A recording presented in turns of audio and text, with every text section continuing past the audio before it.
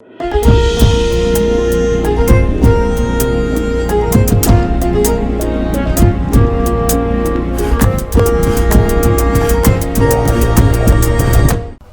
ሰላምታችን በያላችሁበት ይድረሳችሁ ውድ የፈታ ቤተሰቦች እንደምን ቆይታችኋል? የዕለተ ረቡዕ የምሽት መረጃዎችን ከዚህ አስከትለን እንነግራችኋለን። በቅድሚያም አርዕስቱን በሌተናል ጀነራል ታደሰ ወረደ የሚመራውን የትግራይ ጊዜያዊ አስተዳደር አልቀበልም፣ በመጪዎቹ ቀናት የራሴ መንግስት መሰረታለሁ ያለው ህወሓት በመላው ትግራይ የሚያካሂደውን በካድሬዎቹ የሚመራውን ስብሰባ ቀጥሎበታል። ህዝቡም የውሳኔው ውጤት ሊያስከትላቸው የሚችላቸውን ጣጣዎች በተመለከተ ሐሳቡን እንዳይገልጽ እያደረገ ነው የሚሉ ወቀሳዎች እየወጡ ነው። በፊንቴክ ኢንቨስትመንት የማጭበርበር ወንጀል የተጠረጠሩ አርቲስቶችና ቲክቶከሮች የፍርድ ቤት ቀጠሮ በዛሬው ዕለት ነበራቸው። ከዚህ ጋር የተያዘውን የችሎት ውሎ እንመለከታለን። ኤርትራ በኢትዮጵያ የባህር በር ጥያቄ ላይ በዛሬው ዕለት ጠንካራ ማስጠንቀቂያ ሰጥታለች። የፕሬዝዳንት ኢሳያስ አፈወርቂ አስተዳደር ቀይ መስመሬ ነው ያለውን ጉዳይ በመግለጫው ጠቅሶ ለጠቅላይ ሚኒስትር አብይ አህመድ መንግስት ጥብቅ መልእክት አስተላልፏል። ሂዩማን ራይትስ ዋች የሞት ፍርድ ስለተፈረደባቸው ኢትዮጵያውያን ማሳሰቢያ ወጣም። ቢያንስ 65 ኢትዮጵያውያን ስደተኞች በእጽ ጉዳይ በወንጀል ምክንያት የሞት ቅጣት እየጠበቃቸው እንዳለ ተቋሙ አስታውቋል። በያዝነው ሚያዝያ ወር ብቻ 3 ኢትዮጵያውያን የሞት ፍርድ ውሳኔ እንደተላለፈባቸው ተቋሙ አያይዞ ገልጿል። በአሜሪካና በኤርትራ መካከል አዲስ የዲፕሎማሲ ጭላንጭል በታየበት በዚህ ወቅት በዋሽንግተን የሚገኘው የኤርትራ ኤምባሲ ጠንከር ያለ መግለጫ አውጥቷል። እንመለስበታለን። በኢትዮጵያ ድንበር አቅራቢያ የሚሰማው የከባድ መሳሪያ ድምፅ አዲስ ውጥረት አንግሷል። በድንበሩ የሚሰማው ተከታታይ ፍንዳታና የጦርነት ድምፅ በአካባቢው ነዋሪዎች ላይ ከፍተኛ ስጋት ፈጥሯል። በባህር ማዶ መረጃችን የሰሜን ኮሪያው መሪ ኪም ጆንግ ኡን በሳምንቱ በዩክሬን ጦርነት ከሩሲያ ጎን ሆነው ለተዋጉና መስዋዕት ለሆኑ የሀገራቸው ወታደሮች ሐውልት አሰርተው አስመርቀዋል። ኪም ወታደሮቻቸው ለሀገር ክብር ሲባል ራሳቸውን እንዲያጠፉ ማበረታታታቸው እያነጋገረ ይገኛል። አጠር ያለ ዘገባ ይኖረናል። ይህን ጨምሮ በመግቢያ ያስተዋወቅናችሁን ጉዳዮች ከዚህ አስከትለን በዝርዝር እንነግራችኋለን። አብራችሁን ዝለቁም።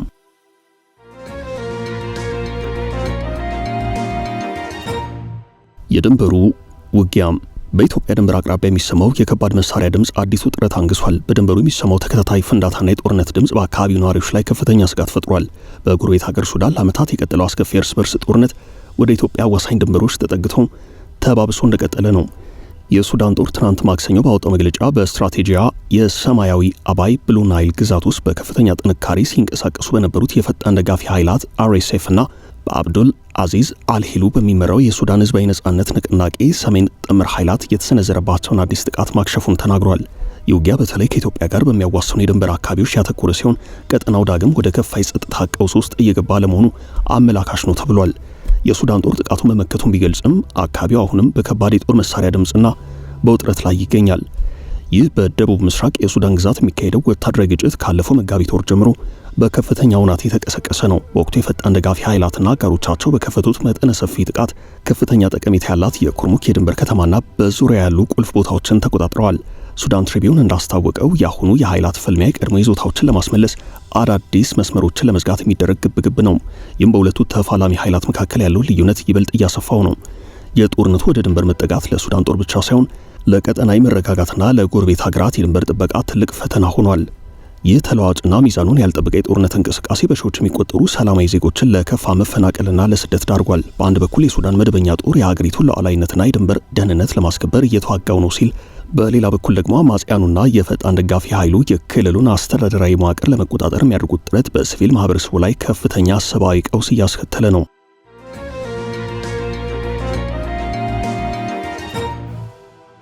ኢሳያስ ለጠቅላዩ የሰጡት ምላሽ። የኤርትራው ፕሬዝዳንት ኢሳያስ አፈወርቂ አስተዳደር የማስታወቂያ ሚኒስቴር በዛሬው ዕለት ባወጣው እጅግ ጠንካራ መግለጫ ጠቅላይ ሚኒስትር አብይ በቅርቡ በሀገር ውስጥ ብዙሃን መገናኛዎች የባህር በርን አስመልክቶ የሰጡትን አስተያየት የሉዓላዊነት ጥሰትና ህገወጥ ይገባኛል ጥያቄ ሲል አጣጥሎታል። መግለጫው የኢትዮጵያ መንግስት የባህር በር ጥያቄን እንደ ህልውና ጉዳይ አድርጎ ማቅረቡ በጎረቤት ሀገራት ሉዓላዊነትና የግዛት አንድነት ላይ የተቃጣ አደገኛ ድርጊት ነው ብሏል። ኤርትራ በፈረንጆቹ ከ1993 ነጻነቷ በኋላ ወደቦቿን ለንግድ አገልግሎት በልግስና ክፍት አድርጋ መቆየቷን ያስታወሰው መግለጫው አሁን ከንግድ ጥያቄ አልፎ ወደ ባለቤትነትና የኤርትራን ሀገረ መንግስት ህጋዊነት ወደ መገዳደር መሸጋገሩ የቀድሞውን የኃይል ሚዛን የመቆጣጠር ፍላጎት ዳግም የመቀስቀስ ሙከራ ነው ብሎታል። አከል አድርጎም የኢትዮጵያ መንግስት የህዝብን ብዛት እንደ መከራከሪያ በማንሳት አነስተኛ ሀገራት የቀይ ባህርን ደህንነት ማስጠበቅ አይችሉም ማለቱን ክፉ ዓላማ ያለው ንግግር ሲል ገልጾታል። በአሁኑ ወቅት በኢትዮጵያ የሚታየው ከፍተኛ የዋጋ ግሽበት ድህነት እንዲሁም በአማራ በኦሮሚያና በትግራይ ክልሎች ያሉ ግጭቶችን በመጥቀስ ብልጽግና ፓርቲ እነዚህን የውስጥ አስተዳደራዊ ውድቀቶች ለመሸፈንና የህዝቡን ትኩረት ለማስቀየር የባህር በር ጉዳይን እንደ ባንዲራ ዙሪያ መሰባሰቢያ ስልት እየተጠቀመበት ነው ብሏል። ምናልባትም ከጠቅላይ ሚኒስትር አብይ መከራከሪያዎች ሁሉ እጅግ በጣም አስገራሚው በቅርቡ በተላለፈው ቃለ ምልልሳቸው ወደብ አልባ የሆነችው ኢትዮጵያ እንደ ባብል መንደብ ባሉ የንግድ መስመሮች ላይ ለሚከሰቱ መዘጋቶች ወይንም የጸጥታ ችግሮች በሆርሙዝ ወሽመጥ አካባቢ ካሉ ውጥረቶች ቀይ ባህርን መጠበቅ አለባት የሚለው ነው ሲል መግለጫ ያውሳል። ኢትዮጵያ የአፍሪካ ህብረትና ኢጋድን በመጠቀም የባህር በር አጀንዳዋን ለማስፈጸም የምታደርገው ጥረት አደገኛ ቅድመ ሁናቴ የሚፈጥር ነው ብሏል። የኤርትራ ሉዓላዊነትና የግዛት አንድነት ለድርድር አይቀርብም ያለው መግለጫው የ2024ቱን ከሶማሌላንድ ጋር የተፈረመውን የመግባቢያ ስምምነትና የኢትዮጵያን እንቅስቃሴ እንደ ትንኮሳ መለከተዋለሁ ብሏል። የቀጠናው ሰላም የሚረጋገጠው በጎረቤት ሀገራት እውቅናና የጋራ መከባበር እንጂ በወረራ ፍላጎት ባለመሆኑ የኢትዮጵያ መሪዎች ስልታቸውን እንዲመረምሩ ሲል የኤርትራ የማስታወቂያ ሚኒስቴር በዛሬው መግለጫው አሳስቧል። በሌላ በኩል ጠቅላይ ሚኒስትር አብይ አህመድ ከዚህ ቀደምም ሆነ በተደጋጋሚ ባስተላለፏቸው መልእክቶች የኢትዮጵያ የባህር በር ጥያቄ ከኃይል አማራጭ ይልቅ በሰላማዊ መንገድና በፍትሃዊ ተጠቃሚነት መርህ ላይ የተመሰረተ መሆኑን ገልጸዋል። ጠቅላይ ሚኒስትሩ ለፓርላማ አባላትና ለሕዝብ በሰጡት ማብራሪያ ኢትዮጵያ የጎረቤቶቿን ሉዓላዊነት የመጋፋት ፍላጎት እንደሌላትና ጥያቄዋን በጋራ ብልጽግና ሀሳቢ ላይ ተመርኩዞ ለዘላቂ ኢኮኖሚ ትብብር የሚደረግ ጥረት መሆኑን ተናግረዋል። ይህም የባህር በር ፍላጎት በቀጠና ያለውን የንግድ ትስስር የሚያጠናክር እንጂ ለግጭት መንስኤ እንዲሆን እንደማይፈልጉና ጉዳዩ በንግግርና በዲፕሎማሲ ስምምነት እንዲፈታ ኢትዮጵያ ዝግጁ መሆኗን በተደጋጋሚ ተናግረዋል።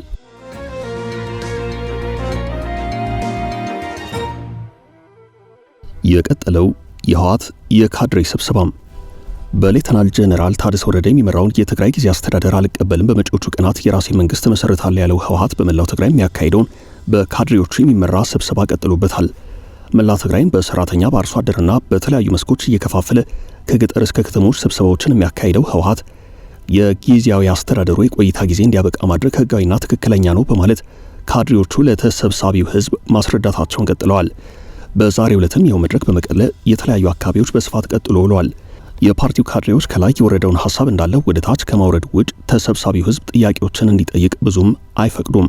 በፌደራሉ መንግስት የተቋቋመውን ጊዜያዊ አስተዳደር አፍርሶ የቀድሞውንና ከ6 ዓመታት በፊት የነበረው ምክር ቤት መመለሱን ሊያስከትላቸው የሚችላቸው ጣጣዎች ይኖራሉ በሚል ብዙዎች ስጋታቸውን እየገለጹ ነው። የትግራይ ህዝብ በአንድነት መቆም አለበት በሚልም ከላይ የወረደውን ሐሳብ ብቻ ተቀብለናል በሚል ተወያዩ በጭብጨባና በአቋም መግለጫ ስብሰባዎችን እንዲቋጭ እየተደረገ ነው። በዚህም አንዳንዶች በዚህ አካሄድ ያለፈው ጦርነት መልሶ ሊቀሰቀስ ይችላል የሚል ስጋታቸውን በተለያዩ የማህበራዊ ትስስር ገጾች እያንጸባረቁ ነው።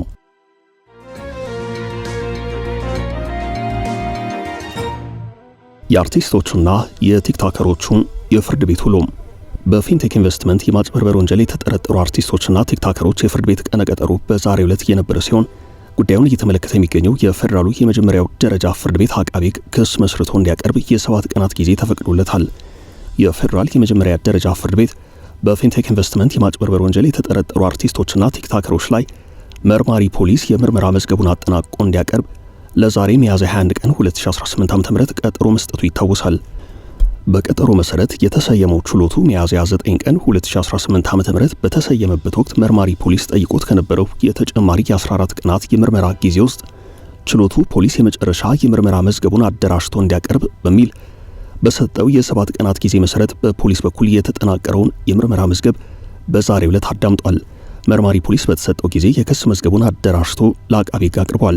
በአጠቃላይ በተጠርጣሪዎቹ ላይ ከ7000 ገጾች በላይ የክስ መዝገብ መደራጀቱን የገለጸው አቃቤ ሕግ በመዝገቡ ላይ 1400 ተበዳዮች መኖራቸውን ከነዚህ ተበዳዮችም ፖሊስ የ150ውን ቃል መቀበሉን ከ12 ብዙሃን መገናኛዎች ከ15 ባንኮችና በተጠርጣሪዎች ዙሪያ ያሉትን መረጃዎች መሰብሰቡን በዝርዝር አስረድቷል።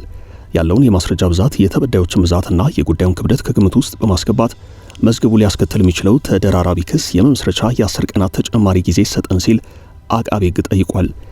የተጠርጣሪ ጠበቆች በበኩላቸው ተጠርጣሪዎቹ ማህበራዊ መሰረት ያላቸው የጤና እክል ያለባቸው እንዲሁም በተፈለጉበት ጊዜ ሊመጡ የሚችሉ መሆናቸውን በመጥቀስ የዋስትና መብታቸው እንዲከበርላቸው ጠይቀዋል።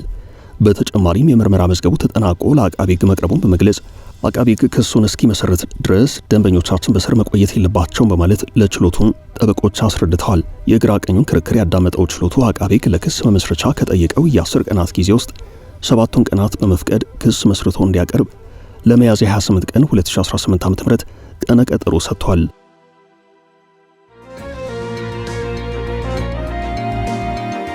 65 ኢትዮጵያውያን በሳዑዲ የስቅላት ቅጣት ይጠብቃቸዋል ተባለም።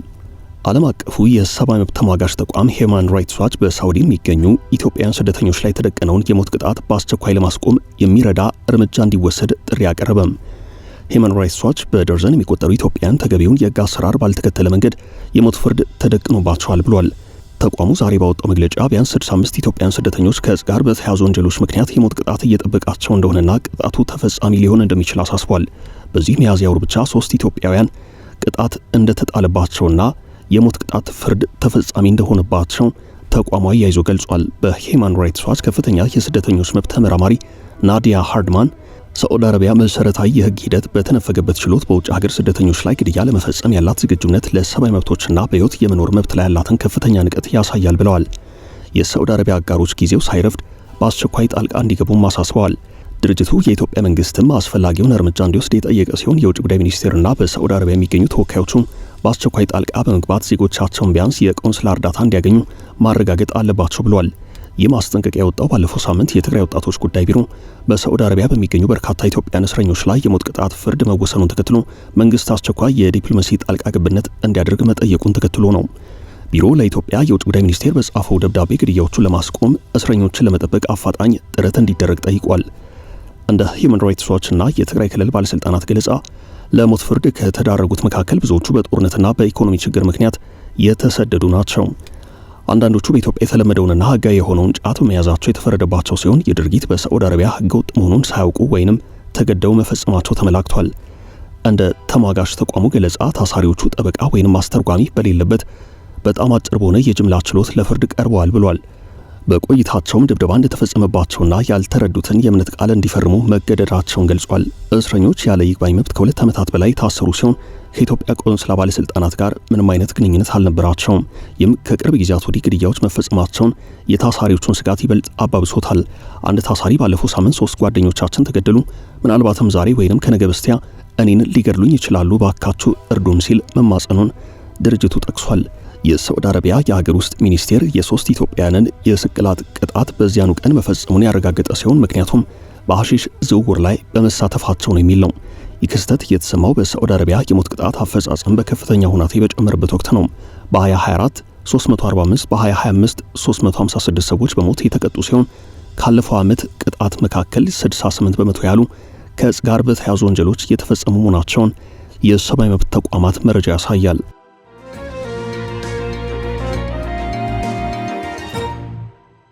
ኤርትራ በትራምፕ ደጅ። በአሜሪካና በኤርትራ መካከል አዲስ የዲፕሎማሲ ጭላንጭል በታየበት በዚህ ወቅት በዋሽንግተን የሚገኘው የኤርትራ ኤምባሲ ጠንከር ያለ መግለጫ አውጥቷል።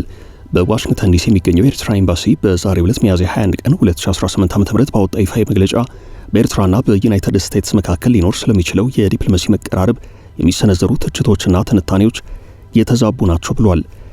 ኤምባሲው በተለይ በዎል ስትሪት ጆርናል የወጣውን ጽሑፍ ጠቅሶ እንደገለጸው ኤርትራ በቀንድ አፍሪካና በቀይ ባህር ቀጠና ያላትን ስትራቴጂያዊ ጠቀሜታ ቢቀበልም ገንቢ የሆኑ ግንኙነቶችን ለማደናቀፍ ግን የተመረጡ ትንታኔዎች አሉታዊ አመለካከቶችን እያራመዱ ይገኛሉ ብሏል። የመግለጫ ኤርትራን ወቅታዊ የዲፕሎማሲ አቋም የሚያንጸባርቅ ሲሆን የማስታወቂያ ሚኒስትሩ የማነ ገብረ መስቀል መረጃውን በማጋራት ጉዳዩ በፕሬዝዳንት ኢሳያስ አፈወርቂ አስተዳደር ከፍተኛ ትኩረት የተሰጠው መሆኑን አሳይተዋል። ኤምባሲው በመግለጫው አንዳንድ ራሳቸውን አዋቂ አድርገው የሚሹሙ ተንታኞች በማህበራዊ ሚዲያና በተለያዩ ብዙሃን መገናኛዎች የሚረጩት መረጃ የተከፈለላቸው ሎቢስቶች ስራ እንጂ ገለልተኛ ትንታኔ አይደለም ብሏል። በዋሽንግተን የኤርትራ ኤምባሲ በኩል የወጣው መረጃ ሀገሪቱ ከአሜሪካ ጋር ለሚኖራት ማንኛውም ግንኙነት ዝግጁ መሆኗን ቢጠቁምም ይህ ግንኙነት ግን በጋራ መከባበርና እውነተኛ መረጃ ላይ ተመሰረተ መሆን እንዳለበት አጽንኦት ሰጥቷል። ኤርትራ ለሀገራዊ ሉዓላዊነት፣ ለዓለም አቀፍ ሕግጋትና ለሰላማዊ አብሮ መኖር ያላትን ጽኑ አቋም ኤምባሲው በድጋሚ አረጋግጧል። የሀገሪቱ ቀጠናዊ ፖሊሲ በዋነኝነት ህጋዊ የደህንነት ስጋቶችና በምስራቅ አፍሪካ እንዲሁም በቀይ ባህር ተፋሰስ ዘላቂ መረጋጋትን ለማምጣት በሚያስችሉ ቁልፍ ጉዳዮች ላይ የተመሰረተ ነው። በተለያዩ ወገኖች የሚሰነዘሩ ቀስቃሽ ድምጾች ከመደበኛ ፖሊሲ ውይይቶች ትኩረትን ለመቀልበስ የሚደረጉ ጫጫታዎች ናቸው ሲል መግለጫው አጣጥሏል። በሌላ በኩል ግብጽ በአሜሪካና በኤርትራ መካከል ለታየው የዲፕሎማሲ መሻሻል አሸማጋይ መሆኗን በቀጠናው የኃይል አሰላለፍ አዲስ ለውጥ ማምጣቱን አፍሪካን ኮንፊደንሻል ዘግቧል። ምንም እንኳን የግብጽና የኤርትራ ወቅታዊ የዲፕሎማሲ መቀራረብ በቀጠናው ኢትዮጵያን የመክበብ ስትራቴጂ አካል እንደሆነ በብዙዎች ቢታመንም ኢትዮጵያ ግን ለጎረቤቶቿ ስጋት የማትሆንና በፍትሃዊ ተጠቃሚነት መርህ ላይ የቆመች ሀገር መሆኗን በተደጋጋሚ ስትገልጽ ቆይታለች። መንግስት በህዳሴው ግድብም ሆነ በቀይ ባህር የባህር በር ጉዳይ ላይ ያለው ጽኑ አቋም የህልውናና የልማት ጥያቄ መሆኑን በመግለጽ ማንኛውም ቀጠናዊ ትብብር የኢትዮጵያን ህጋዊ ጥቅም ያላገለለና ፍትሃዊ መሆን እንዳለበት በዲፕሎማሲ መድረኮች ላይ በግልጽ ሲያሳስብ መቆየቱ ይታወሳል።